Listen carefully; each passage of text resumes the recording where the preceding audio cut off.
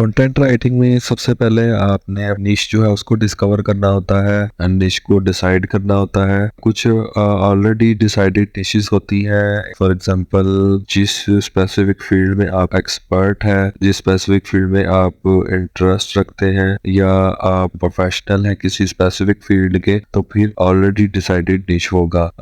Example के तौर पे अगर आप कैंपिंग ट्रेनर हैं तो आपकी जो निश है वो कैंपिंग ही है। आप फिटनेस एक्सपर्ट हैं, आप डॉक्टर हैं, या आप किसी स्पेसिफिक इंडस्ट्री से रिलेटेड पर्सन हैं, या आपका प्रोडक्ट है या सर्विस है उसकी वेबसाइट बनाना चाह रहे हैं, तो फिर आपकी जो निश है वो ऑलरेडी डिसाइडेड होगी। लेकिन ब्लॉगिंग में खास तौर पे आपको निश डिसाइड करना पड़ती है, निश डिस्कवर करना पड़ती है, क्योंकि निशेस के अकॉर्डिंग कंपटीशन जो है वो बहुत ज़्यादा होता है।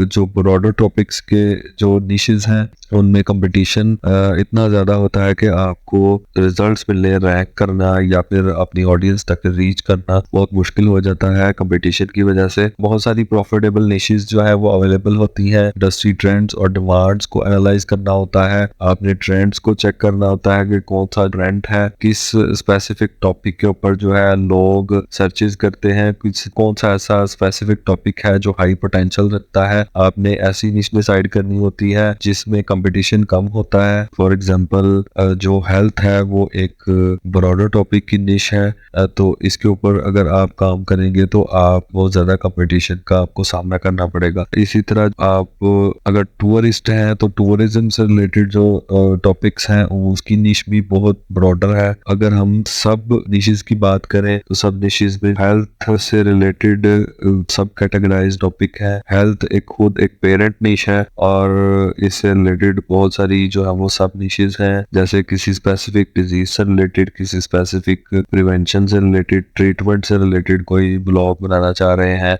या फिर आप टूरिज्म में हैं तो माउंटेनिंग से रिलेटेड, कैंपिंग से रिलेटेड ब्लॉग बना रहे हैं। तो ये पेरेंट निशेस और सब निशेस जो हैं वो इस तरीके से होती हैं। आपने अपनी टारगेट ऑडियंस को डिफाइन करना होता है, कौन सी ऐसी ऑडियंस है जो आपके कंटेंट को रीड करेगी, आपकी वेबसाइट को विजिट करेगी। आपने ये डिफाइन करना होता है कि किस तरह की आपकी ऑडियंस है। इसमें आपने अपनी ऑडियंस के डेमोग्राफिक्स को, इंटरेस्ट को और बिहेवियर्स को अंडरस्टैंड करना होता है। फॉर एग्जांपल आप कैंपिंग से रिलेटेड जो है वो ब्लॉग बना रहे हैं, तो कैंपिंग में डेमोग्राफिक्स जो ऑडियंस आपकी वेबसाइट को, ब्लॉग को सर्च करेगी या आपके कंटेंट को रीड करेगी, वो ऑब्वियसली कैंपिंग साइट्स से रिलेटेड जो है वो लोकेशंस की ऑडियंस होगी, या फिर जो है वो टूरिज्म से रिलेटेड लोग होंगे जो आपकी इस टॉपिक में, आपकी इस निश में इंटरेस्ट रखते होंगे। तो डेमोग्राफिक्स जो हैं वो आपने अंडरस्टैंड करने हैं, इंटरेस्ट अंडरस्टैंड करने हैं और बिहेवियर देखने हैं कि किस टाइप के हैं आपकी निश के अकॉर्डिंग ऑडियंस के। फिर आपने ऑडियंस की नीड्स को जज करना है, एड्रेस करना है कि आपका जो कंटेंट है वो उसके अकॉर्डिंग है कि नहीं। आपने जो है एक कंप्लीट रिसर्च और एनालिसिस करना है निश के बारे में। आपने अपने कंटेंट की जो प्लानिंग है वो डिफरेंट रिसर्च मेथड्स पे कंडक्ट करनी है और अपनी स्ट्रैटेजीज को और रिसर्च फाइंडिंग्स को रेगुलरली बेस पे आपने अपडेट रखना है। निश डिस्कवर करते हुए जो है वो आपने कंप्लीट रिसर्च करनी है और एनालिसिस करना है। उसके लिए जो है वो आप गूगल, जो सबसे ज़्यादा बेसिक जो इसके लिए रिसर्च टूल है वो गूगल ही है। गूगल भी है और गूगल ट्रेंड्स भी है।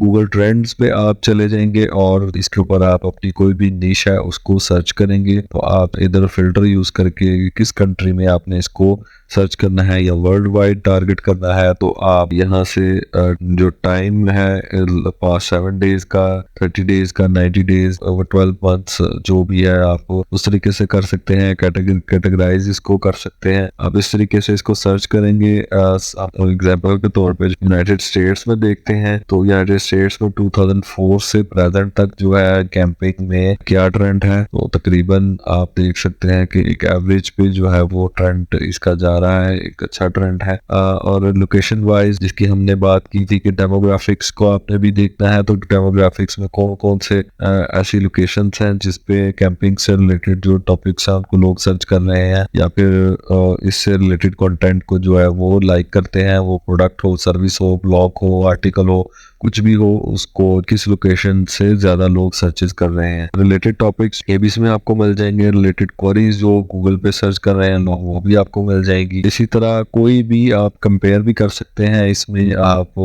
कैंपिंग है, आप हाइकिंग जो है उसको साथ में आप फॉर एग्जांपल सर्च करते हैं तो आपको जो है इनका कंपटीशन कितना है, ज्यादा जो है वो कैंपिंग को सर्च किया जा रहा है, हाइकिंग को उसके बाद जो है वो आप देख सकते हैं ये रेड लाइन। तो इसमें भी ब्रेक डाउन बाय सब रीजन या डेमोग्राफिक्स टाइप इंफॉर्मेशन वो भी आप इधर ले सकते हैं।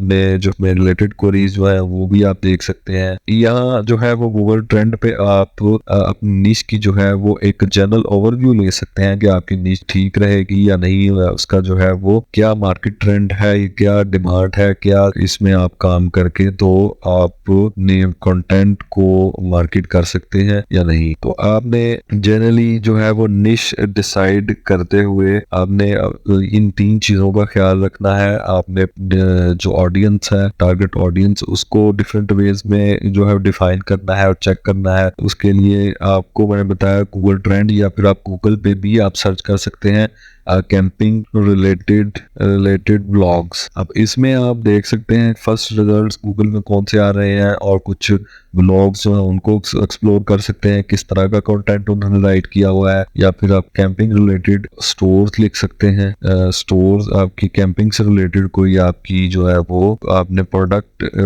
ऑनलाइन स्टोर बनाना है तो आप इस तरह की जो वेबसाइट्स वो चेक कर सकते हैं। वॉलमार्ट के ऊपर कैंपिंग से रिलेटेड जो है वो कौन कौन सी प्रोडक्ट्स हैं, ठीक है, उनका जो है वो आप रिव्यूज चेक कर लें कितना ट्रेंड है, कौन सी प्रोडक्ट ज्यादा ट्रेंडिंग है। इसी तरह कंटेंट आर्टिकल से रिलेटेड आप कैंपिंग की डिफरेंट साइट्स जो है उनको आप कर सकते हैं। कैंपिंग विद स्टाइल एक फेमस ब्लॉग है कैंपिंग से रिलेटेड, तो इसमें कैंपिंग की कैटेगरी में कौन कौन सी कैटेगरीज हैं और किस पे जो है वो वर्क किया गया है, आप इसकी कंप्लीट एक ओवरव्यू जो है अपनी इससे अकॉर्डिंग रिसर्च करके आप डिसाइड कर सकते हैं। तो जो निशेस हैं ब्लॉगिंग में खास तौर पे उसमें आपको डिस्कवर करनी पड़ती है, तो आप जो है वो इस तरीके से एक जनरल ओवरव्यू अपने निश के बारे में ले सकते हैं।